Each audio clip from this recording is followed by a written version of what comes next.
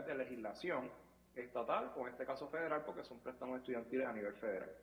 Ese planteamiento se llevó a través de una demanda donde finalmente se adjudicó en el Tribunal Supremo de Estados Unidos hace varios días atrás, donde se concluyó que en efecto el presidente Biden no puede o no tiene la facultad en ley para poder condonar estos préstamos estudiantiles. El raciocinio, que por razones obvias estoy total desacuerdo, pues va más que nada porque esta situación tiene que hacerse mediante legislación y no puede el gobierno, entiéndase la rama ejecutiva, abrogar, debo decir, interpretar una legislación anterior para acomodaticiamente beneficiar a unos privados. Básicamente esa fue la determinación. Yo estoy en totalmente desacuerdo, por razones obvias. Ciertamente las personas que, como en este caso de este servidor, tuvo la oportunidad de estudiar, pero de igual forma ha sido a través de préstamos estudiantiles, ¿sí? Precisamente porque igual que yo. Nadie, que yo sé, ¿verdad? Nadie ha tenido siempre a alguien que tenga una dicha mejor que la de uno, ¿verdad? Pero no creo que sea la norma de que uno pueda estudiar y pagar a la misma vez, sobre todo cuando es privado.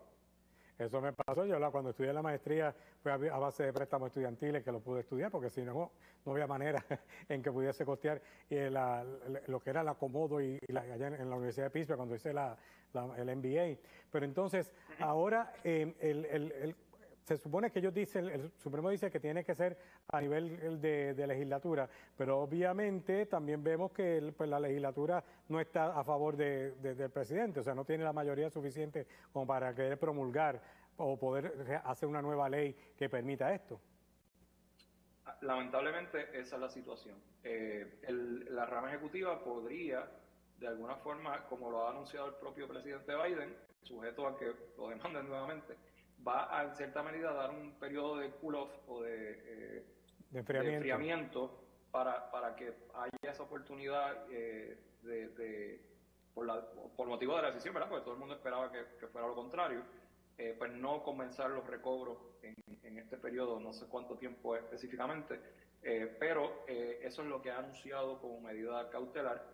La decisión fue 6-3, o sea, es decir, fue una decisión estrictamente, yo diría hasta ideológicamente partidista, ¿verdad? Porque fueron 6 conservadores y 3 demócratas que fueron los que votaron a favor de la determinación en esta situación. Así que técnicamente, en mi opinión, es un asunto que fue mal decidido.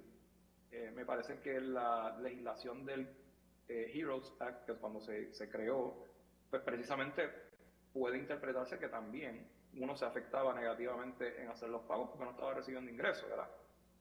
Así que ahí vemos la determinación, cómo fue tan dividida en términos ideológicos y partidistas, y eso es lo que tenemos que enfrentar.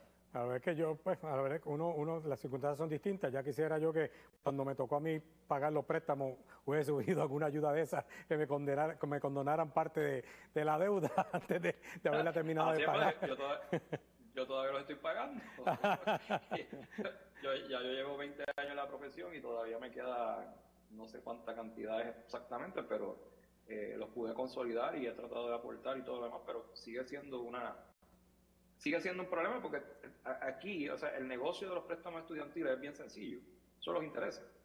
O sea que yo iría más, si puede crear algún tipo de legislación, conociendo las partes que están envueltas en Washington D.C., entiéndase la mayoría republicana en la Cámara, en el Senado la mayoría demócrata, pero por poca fracción, tendría que, en mi opinión, ¿verdad?, para poder llegar a un consenso en este asunto, sería ponerle límite a los intereses o eliminarlos de alguna manera, pero o sea, algo se puede hacer, más aún cuando la clase trabajadora de Estados Unidos es precisamente la gente que estudió y trabaja, ya sea por bachiller o posgrado. En el caso mío, pues tuve la oportunidad de estudiar posgrado también.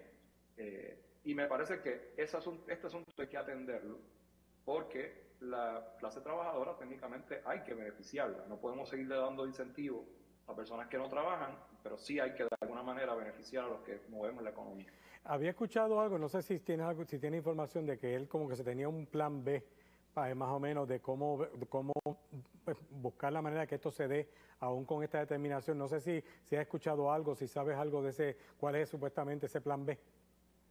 Sí, él lo que va a hacer es, como había mencionado, tratar de crear rampa, por decirlo así, de 12 meses, de manera que haya una paralización en términos de los cobros, para de alguna manera pues, darle la oportunidad a la gente que pues empieza a pagar, pero darle la oportunidad a que espere, por decirlo así. No es que le está perdonando, pero lo está, como que dice, dándole la oportunidad de 12 meses para que la gente empiece nuevamente a pagar. Es lo único que podría hacer, porque eso es lo que la ley le permite. Y pues, ya veremos si logran una legislación bipartita para tales efectos. Y de hecho, que algo también que hay que tomar en consideración, hablaba de los intereses, pues cuando se difieren esos pagos, incluso cuando uno toma el préstamo y se difiere para que uno lo pague cuando uno termine de estudiar, los intereses se siguen acumulando igual. O sea, no es que no cobre intereses, por eso es que a los bancos les conviene que como que también, de cierto modo, se atrase y se repaguen lo menos pronto posible para que poder recibir más intereses. Correcto, y aquí el negocio, o sea, hay que ir a la base de todo. La base aquí principalmente es que el gobierno federal da estos préstamos. Una vez uno los consolida, los difiere, lo hace cualquier tipo de negocio, tiene que hacerlo con una entidad privada, por ende, es un banco o una institución financiera crediticia, y obviamente ahí es que empiezan los intereses.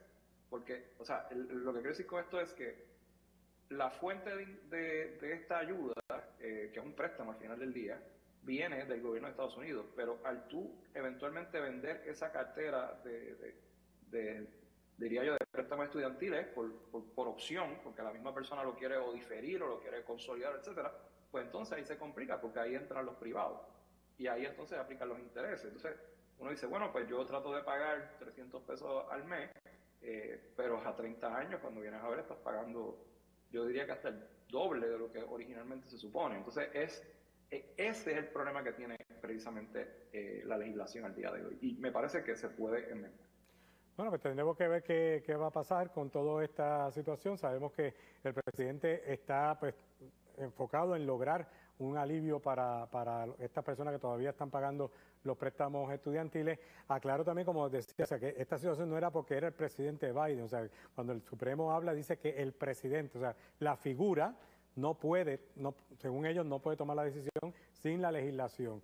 Obviamente aquí pues se vio el hecho de que de lo que tendría que ver con la parte partidista por la manera en que se dividió la... Padre, y con esto me gustaría añadir y de forma igual de concluir, también hubo una determinación en esta misma fecha sobre eliminar lo que son los Affirmative Action, programas de Affirmative Action que nada más y nada menos que significaban cuando se creó, se hacía para beneficiar de alguna forma o manera minorías étnicas o raciales, ¿verdad? Pues el caso finalmente también llegó al Tribunal Supremo de Estados Unidos. El Tribunal Supremo invalidó totalmente este tipo de prácticas de affirmative action. Así que vemos cómo por un lado se elimina la affirmative action y vemos cómo por el otro pues se reitera de que hay que pagar los préstamos estudiantiles, lo cual lo hace un poco más complicado para aquellos, ¿verdad?, como nosotros que somos latinos en comparación con los Estados Unidos. Pero de igual forma también nos ayuda a esforzarnos más y a ver esto un poquito más, de alguna manera, diría yo, proactiva para competir de igual a igual con todas las personas. Y esto, otro punto también, porque gracias a esa Affirmative Action, a mí me tocó la beca como hispano en el programa de la maestría del MBA en la Universidad de Pittsburgh. O sea, y al ser el único hispano que había en el programa en ese año, me tocó la beca completa. El año anterior habían 2, pues dividieron la beca entre 2. Así que son cosas que ahora pues también yo entiendo la razón por la que lo hacen, pero los que sufrimos el discrimen en Estados Unidos, se van a ver las consecuencias en esta situación de la admisión en las universidades y en los programas. Así que queda mucho por andar. El tiempo se nos acaba, licenciado. Padre, ¿dónde lo pueden conseguir? ¿Las redes sociales? Claro que sí, padre. Pueden entrar a los cursos de educación jurídica continua en verbumdigitalchatpr.com y a través de las páginas de Facebook, Twitter e Instagram pueden buscar el Verbum y ahí pueden encontrar todas las determinaciones que han salido precisamente del Tribunal Supremo de Estados Unidos y del Tribunal Supremo de Puerto Rico con alguna explicación bastante, diría yo, plausible y breve para poder entenderlo de forma sencilla. Bueno, pues gracias, como siempre, en estas discusiones. Que tengas una buena noche. Amén, gracias igual. Bueno, amigos, les recuerdo que todavía tienen oportunidad para unirse a nosotros a nuestra peregrinación a la Tierra Santa, pero antes de